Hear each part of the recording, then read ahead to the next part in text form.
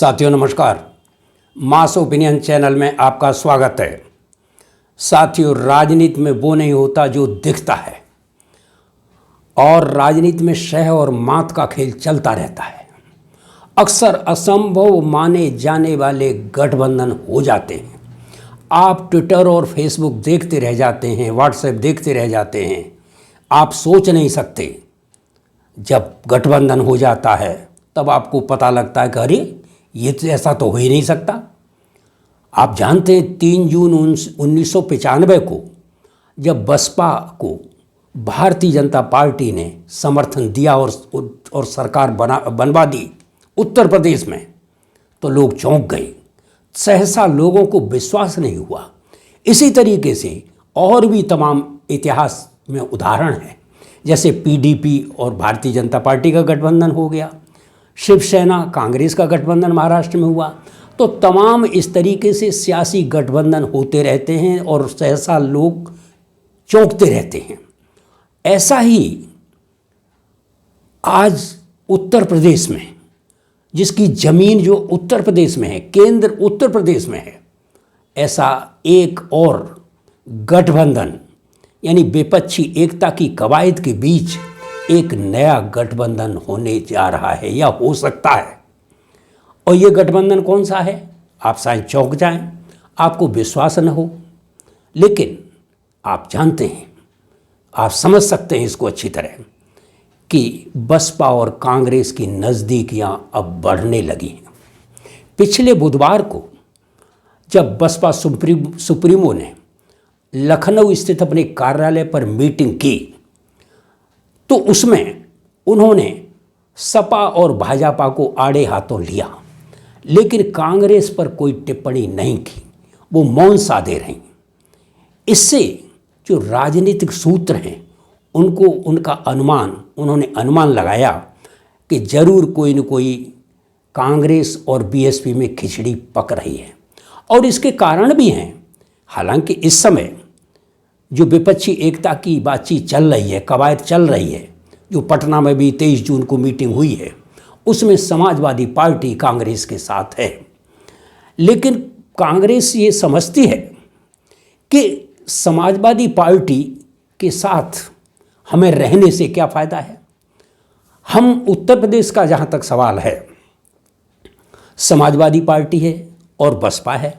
Samajwadi party Uttar Pradesh में कांग्रेस को मुश्किल से 5 या 6 सीट ही लोकसभा में देगी, क्योंकि सवाल 2024 के लोकसभा चुनाव का है। लेकिन बसपा के साथ अगर गठबंधन बनता है तब क्या स्थिति रहेगी? बसपा के साथ सीटों की इतनी किल्लत या मारामारी नहीं रहेगी। कांग्रेस के पास इस समय उत्तर प्रदेश में 2-2.5% वोट है, 3% हम कह सकते हैं, और बसपा के पास 12-12.5% वोट है। तो एक उत्तर प्रदेश में 16% सीटों का एक वॉल्यूम बनता है। और अगर ये दोनों पार्टियां मिलती हैं और उसके बाद विपक्षी एकता की कवायद में ये शामिल हो जाते हैं, तो उत्तर प्रदेश में भी कांग्रेस को अपना प्रतिनिधित्व बढ़ाने का, अपनी सांसदों की संख्या बढ़ाने का, अपना जनाधार बढ़ाने का एक मौका मिल सकता है। तो इसीलिए कांग्रेस इस पर विचार कर रही है कि हमको सपा के साथ जाने में फ़ायदा है या बसपा के साथ जाने में फ़ायदा है।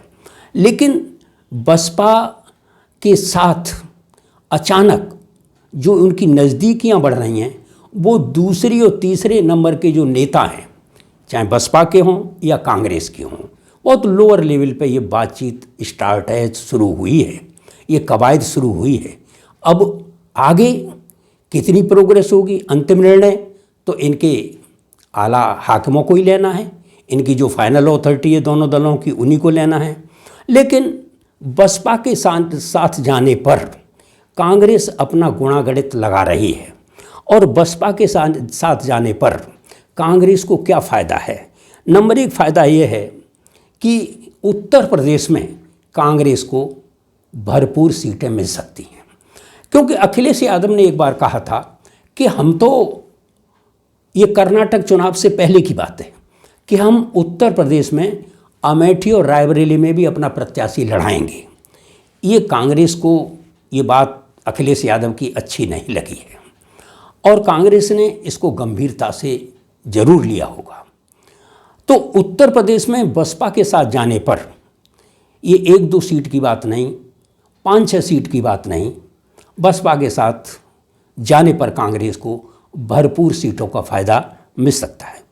दूसरी बात यह है कि बसपा ही देश में एक ऐसी पार्टी है जिसके पास 10-11 राज्य में उसका जनाधार है और 10-11 राज्य जो हैं उनमें से 1 से 5% कमिटेड वोट है, यानी उसका बाकायदे जनाधार है, कमिटेड वोट है कि वो वोट बसपा को ही जाएगा।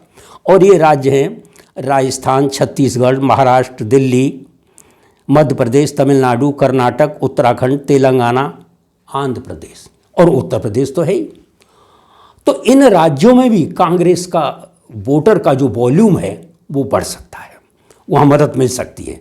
और देश में और कोई पार्टी ऐसी नहीं है और कोई दल ऐसा नहीं है जो कि अन्य राज्यों में भी कांग्रेस की मदद इतने बड़े पैमाने पर कर सके।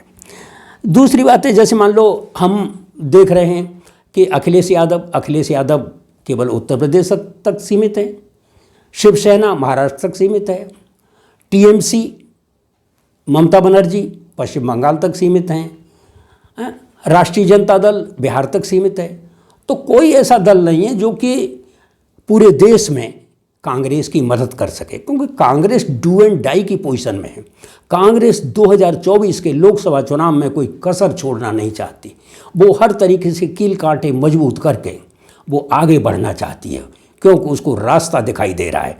इसीलिए 23 जून को विपक्षी दलों की कवायद के लिए कांग्रेस के जो नेता हैं राहुल गांधी, उन्होंने लचीला रुख अपनाने के संकेत दिए हैं। चौथी बात यह है कि यदि मुस्लिम मतदाताओं को ये कांग्रेस और बसपा का गठबंधन अगर मजबूत दिखाई देता है तो ये मुस्लिम मतदाता भारी संख्या में ये इस गठबंधन को, यानी कांग्रेस और बसपा के गठबंधन को वोट दे सकते हैं। क्योंकि 2022 में वो अखिलेश यादव को 95% मुस्लिम मतदाताओं ने उत्तर प्रदेश में वोट दिया था, लेकिन फिर भी अखिलेश यादव सरकार बनाने में असफल रहे थे। अब मुस्लिम मतदाताओं का झुकाव कांग्रेस की तरफ हो रहा है, होता हुआ दिख रहा है, और अगर गठबंधन हो जाता है बसपा के साथ तब तो फिर और भी बहुत कुछ हो सकता है। मुरादाबाद में कांग्रेस का प्रत्याशी, मेयर का प्रत्याशी 2-3 हज़ार वोटों से हारा था। आप देखते हैं कि आजमगढ़ में बसपा के प्रत्याशी को 2-2.5 लाख वोट मिला था। रामपुर में भी वही स्थिति है। तो तमाम जो आगरा में बसपा का प्रत्याशी बहुत थोड़े वोटों से, मेयर पद का प्रत्याशी बहुत थोड़े वोटों से हारा था। राजनीतिक सूत्र तो यही बताते हैं कि हारा नहीं था, हराया गया था। जो भी हो, जो भी स्थितियां हो, लेकिन इतना ज़रूर है कि कांग्रेस ये समझती है कि हमको बहुजन समाज पार्टी के साथ जाने में ये फ़ायदे हैं और सपा के साथ जाने में हम उत्तर प्रदेश तक ही सीमित रहेंगे। तो साथियों, बसपा भी सोचती है कि इकला चलो में या अकेले चुनाव लड़ने में कोई फ़ायदा नहीं है। इकला चलो का नारा लगाने से कोई फ़ायदा नहीं है और इसका अंजाम बहुजन समाज पार्टी 2022 में देख चुकी है। इकला चलो का मतलब उसका एक प्रत्याशी ही 2022 के विधानसभा चुनाव में जीत करके आया है। कहाँ गया उसका वोट? तो बहुजन समाज पार्टी भी सोचती है कि अकेले चलने में कोई फ़ायदा नहीं, कि कोई न कोई साथी जरूर होना चाहिए। और ये जो गठबंधन की शेप है या कवायद है या फाइनल शेप जो लेना है गठबंधन को, कांग्रेस और बसपा के गठबंधन को, ये राजस्थान, छत्तीसगढ़ और मध्य प्रदेश के चुनाव के समय या उससे पहले या उसी समय ये फाइनल शेप ये गठबंधन ले सकता है। फिलहाल इसकी चर्चा, इसका होमवर्क दोनों पार्टियों के दूसरे और तीसरे नंबर के नेता पूरी शिद्दत के साथ कर रहे हैं, जैसा जानकारी हमको मिली है। लेकिन कुछ लोग इस बात को कहते हैं कि अरे आप कहाँ की बात कर रहे हैं, बसपा तो भारतीय जनता पार्टी की बी टीम है, वो मायावती ईडी और सीबीआई के डर से जो भी कदम उठाएंगी वो भारतीय जनता पार्टी से पूछ करके उठाएंगी, बिना उनके पूछे वो कुछ नहीं कर सकती, कोई भी निर्णय नहीं ले सकती। लेकिन जब हम इतिहास पर नज़र डालते हैं, 2019 के लोकसभा चुनाव पर नज़र डालते हैं, जो सपा और बसपा का गठबंधन हुआ था, तो क्या उस समय ईडी और सीबीआई नहीं थी? वो जो गठबंधन बना था, जिसकी चर्चा पूरे देश में हो रही थी, पूरे देश में चर्चा हो रही थी, और सारे लोग अपनी डायरी में रात को हिसाब लगाते थे कि साहब 30%, 33% वोट, यानी 30% वोट सपा का और 30% बहन जी का, 60% वोट हो गया। और 60 में से 5% कम कर दो, 55-56% वोट तो इस गठबंधन को आएगा ही, और भारतीय जनता पार्टी तो इनको छू भी नहीं पाएगी। और रात को बैठ कर के हिसाब लगाते कि 70+ पे हमारी सीटें आ रही हैं हर जगह। और मीटिंगों में 2019 के लोकसभा चुनाव में हमने मीटिंगों में भी देखा कि भारी भीड़ उमड़ती थी, बहुत लोग आते थे। लेकिन हुआ क्या? और भारतीय जनता पार्टी, अगर ऐसा भारतीय जनता पार्टी के प्रभाव में बीएसपी होती या उनसे पूछ करके, तो वो गठबंधन उस समय 2019 में नहीं हो सकता था। लेकिन हमको तो दिखाई दे रहा है कि मायावती ने उस समय ऐसी कोई परवाह नहीं की और गठबंधन को साकार रूप दिया, और खुल करके गठबंधन में वो जो बोली, गठबंधन में साथ रहीं।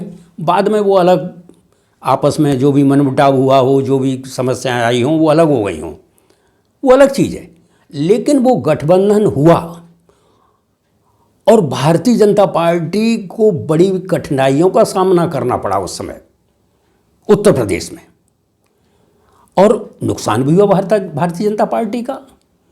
62 सीट ही भारतीय जनता पार्टी जीत पाई उस समय जो है।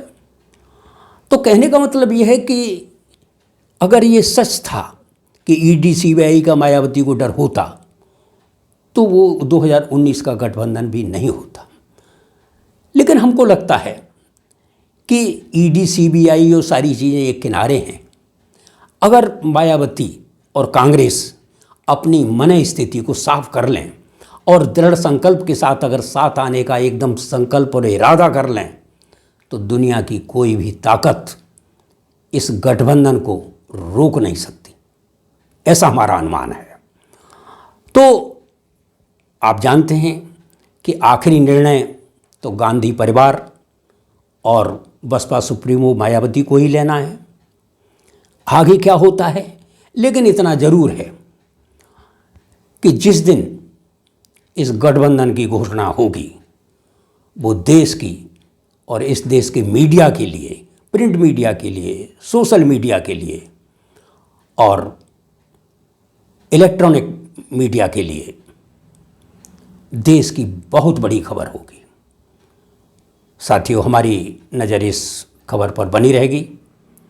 आप हमारे इस चैनल को लाइक करें, सब्सक्राइब करें और शेयर करें। हम अपनी बात यहीं समाप्त करते हैं। जय हिंद, जय भारत।